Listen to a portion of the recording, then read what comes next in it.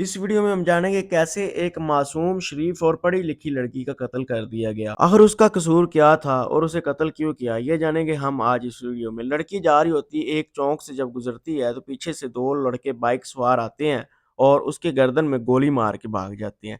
जिस लड़की को गोली मारनी होती है वो लड़की नहीं थी, ये दूसरी लड़की थी।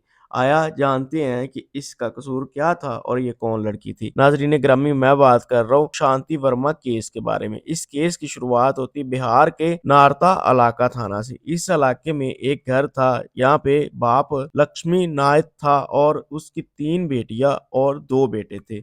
बेटों की उम्र थोड़ी थी, बच्चियां उसकी जवान थी और पढ़ाई कर रही थी।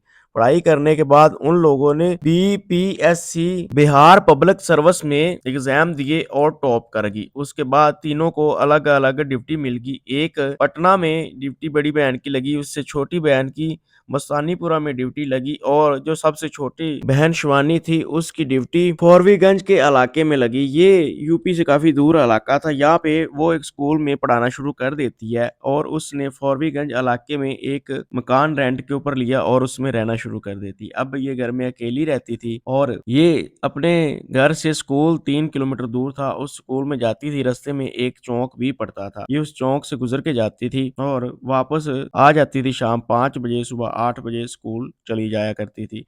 इसका वक्त ऐसे ही गुजर रहा होता है कि दिन आता है 3 दिसंबर 2025 का। उस दिन ये अपने घर से निकलती है स्कूल के लिए कि रास्ते में फॉरगंज इलाके का जो चौक पड़ता है, उस चौक में सुबह 9 बजे का टाइम होता है कि ये अपने स्कूल के लिए जा रही होती है कि पीछे से 2 लड़के आते हैं और इसको गोली मार के चले जाते हैं। अब इस चौक में दुकानें शिकानें बनी हुई थी और रहायशी इमारतें भी 2-3 थी, लेकिन अभी तक कोई बाहर नहीं था। एक लड़की थी जो अपने घर से निकल के अपनी दुकान खोल रही थी और साथ उसका शौहर जो था वो अभी घर में सोया हुआ था और एक बंदा और था जो अपनी ज़मीनों में काम कर रहा था।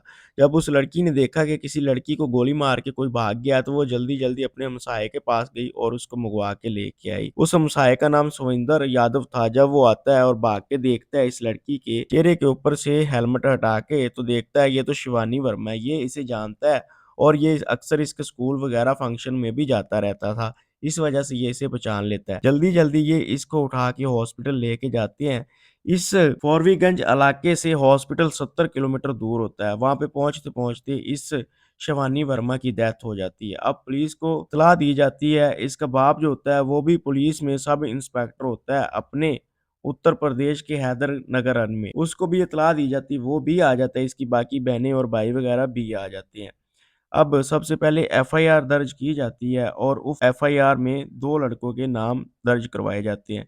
जिसमें एक रंजीत था और उसमें दूसरे लड़के का नाम एचएम हेडमास्टर था। ये जिस स्कूल में शिवानी पढ़ाती थी उस स्कूल का हेडमास्टर था और रंजीत जो था उस स्कूल का टीचर था। ये दोनों इसे तंग करते थे। वाकया कुछ यूं था कि जब शिवानी की ड्यूटी इस स्कूल में लगी और वो फॉरवीगंज के इलाके में रहने के लिए आई तो उसने सबसे पहले देखा कि रंजीत जो था ये यूपी के रहने वाला था। इस वजह से इस शिवानी की रंजीत से काफी अच्छी दोस्ती हो गई और ये इसके साथ मकान रेंट के ऊपर ले लेती है और दोनों इकट्ठे रहना शुरू कर देते हैं। आगे जाके ये रंजीत जो होता है इसका नाम भी रंजीत वर्मा था और शिवानी का नाम भी शिवानी वर्मा था। ये दोनों जो थे एक दूसरे के करीब आना शुरू हो जाते हैं। हालांकि शिवानी जो थी उसका इस तरह का कोई ज़हन नहीं था, वो अपनी पढ़ाई में ही रहती थी। जब भी वो स्कूल से वापस आती और आके अपनी आईपी ऑफिसर बनने की तैयारी के लिए पढ़ाई करती रहती और काफ़ी किताबें भी उसने मंगवा रखी थी। उसका काम यही था स्कूल से घर वापस आके बस अपनी पढ़ाई में ही लगी रहती। लेकिन रंजीत वर्मा जो था वो इसके करीब आना चाहता था और इसे प्रपोज भी कर देता साल 2023 में। लेकिन ये शिवानी जो होती है ये इनकार कर देती है। आगे जाके रंजीत वर्मा जो होता है वो बार-बार इसे तंग करता है और राज़ी करता रहता है कि तुम मुझसे शादी कर लो, जिसकी वजह से ये शिवानी जो होती है इसके साथ से अपना मकान अलहदा करती है और फॉरवीगंज के दूसरे इलाके में मकान ले लेती है और वहाँ पे रहना शुरू कर देती है। इस शक की बेस के ऊपर इस रंजीत को एफआईआर में नामजद किया जाता है और जो हेडमास्टर था उसका तल्लक कुछ यूं था कि कुछ अरसा पहले इस शिवानी ने हेडमास्टर से छुट्टी मांगी थी, लेकिन उसने छुट्टी नहीं दी थी और उसने आगे जाके बड़े कर्मचारियों को इसकी शिकायत करी और छुट्टी ली और शिवानी ने इस रंजीत के खिलाफ भी दरखास्त दी थी हेडमास्टर को, लेकिन उसने बात सुनने से इनकार कर दिया और रंजीत वर्मा की साइड ली, जिस वजह से इस हेडमास्टर का भी नाम दर्ज करवाया जाता है एफआईआर में। अब 4 दिसंबर 2025 को इस रंजीत वर्मा को गिरफ्तार कर लिया जाता है और पूछ-गूछ के लिए हेडमास्टर को भी थाने मंगवाया जाता है। अब ये केस यूं ही चल रहा होता है कि पुलिस वाले सीसीटीवी कैमरे निकालने शुरू कर देते हैं। वो 51 सीसीटीवी फुटेज निकालते हैं, लेकिन किसी में ये शिवानी नजर नहीं आ रही होती। एक सीसीटीवी होता है जो इस फॉरवीगंज इलाके के रोड के ऊपर लगा होता है। जब उसकी सीसीटीवी निकाली जाती है तो उसमें शिवानी नजर आ जाती है। उसके बाद मजीद उसी रोड से 21 सीसीटीवी फुटेज और निकाली जाती है जिसमें शिवानी नजर आ जाती है, और वो फॉरवीगंज इलाके के जब चौक में पहुंचती है तो पीछे से 2 लड़के आते हैं। उन लड़कों की फुटेज निकाली जाती है तो आगे जाके वो एक पंप के ऊपर तेल वगैरह डलवाते हैं और वहां से भाग जाते हैं। जब उन लड़कों की तस्वीरें देखी जाती है, उनकी पहचान की जाती है और बाइक का नंबर निकाला जाता है और नंबर से मालिक का पता लगाया जाता है, तो पता चलता है कि ये एक एस.ए. शहबाज नामी बंदे के नाम रजिस्टर है। अब उस बंदे के पास जाया जाता है, वो करीबी एक कंपनी में सिक्योरिटी गार्ड का काम कर रहा होता है। पुलिस उससे जाके पूछती है कि ये तुम्हारी बाइक है, इससे 2 लड़कों ने कत्ल किया और भाग गए हैं, और तुम थे या कोई और थे? वो बताता है कि मेरे 2 दोस्त हैं, जिसमें एक का नाम मोहम्मद मारूफ है और एक का नाम मोहम्मद सुहेल है। वो सुबह-सुबह मुझसे मेरी बाइक माँग के लेके गए थे और अभी कुछ देर पहले वो वापस करके चले गए हैं। अब पुलिस इन दोनों की तलाश करना शुरू कर देती है और 6 दिसंबर 2025 को इन दोनों को गिरफ्तार कर लेती है।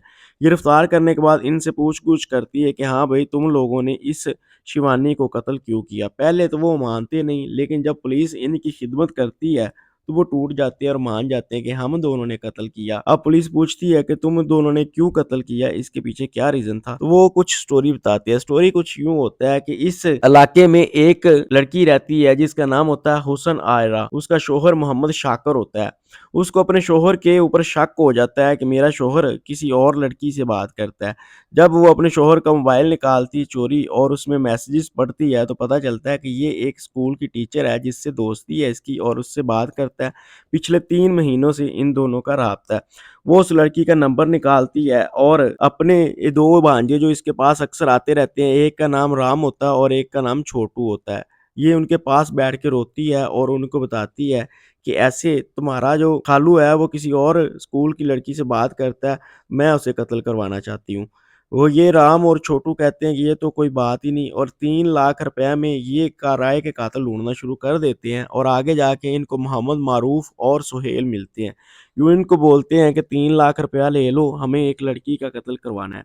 वो भी कहते हैं ठीक है, हम कर देंगे। ये लोग उनको बताते हैं कि वो सुबह 9 बजे इस रोड से गुज़रती है और इस चौक से 9 बजे गुज़रेगी। तुम लोगों ने जब उसे देखना है, ये उसकी स्कूटी का कलर है और इस कंपनी की वो स्कूटी इस्तेमाल करती है। तो जब भी तुम फॉरवीगंज इलाके में उस चौक में उसे देखो सुबह 9 बजे, तो फौरन गोली मार के भाग जाना। वो भी कहते हैं ठीक है। उस दिन होता कुछ यूँ है कि ये सुबह अपनी स्कूटी लेके जा रही होती है। इसकी किस्मत खराब होती है कि ये भी स्कूल टीचर होती है और इसके पास भी सेम वही स्कूटी होती है जो उस शाकर की महबूबा के पास होती है, और शाकर की महबूबा स्कूल टीचर कोई और होती है और स्कूल में ही पढ़ाती है।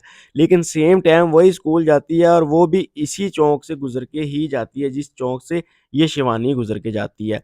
अब होता कुछ यूँ है कि उस दिन किसी वजह के ऊपर वो छुट्टी कर लेती है, लेकिन राम और छोटू जो होते हैं हेलमेट की वजह से इसे पहचान नहीं सकते। इसकी कद-काठी भी उस लड़की के ही जितनी होती है और इसकी स्कूटी जो होती है वो भी उसी कंपनी की होती है। ये जो होते हैं ये दूर से पहले देख लेते हैं इस शिवानी को गुज़रते हुए, फिर वो जाके मारूफ और सुहेल को बता देते हैं कि हाँ, कोई लड़की गुज़र रही है, तुम चौक में जाके उसे कत्ल कर दो।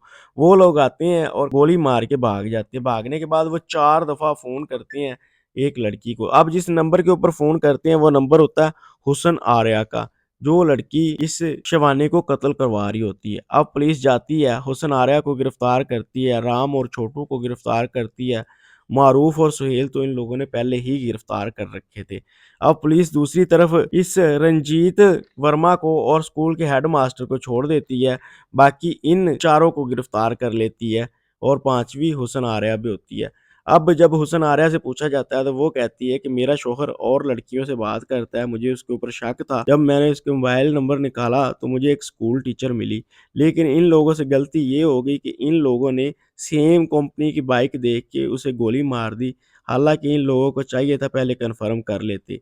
लेकिन जब मारूफ और सुहेल से पूछा जाता है तो वो लोग भी ऐसे ही करते हैं। पहले मारूफ ने इस शिवानी को हाथ दे के रोका, जब वो रुक गई तो उसने उसका हेलमेट नहीं उतरवाया बल्कि उसके सर में सीधी गोली मार दी और गोली मार के वहां से फरार हो गए। अब ये सब लोग पुलिस की हिरासत में हैं और इनके खिलाफ केस चल रहा है। आगे जो इस केस का फैसला आएगा वो आगे चल के पता चलेगा। वीडियो अच्छी लगे तो चैनल को सब्सक्राइब करें, वीडियो को लाइक करें। मुझे इजाजत दें, लाने के बाद।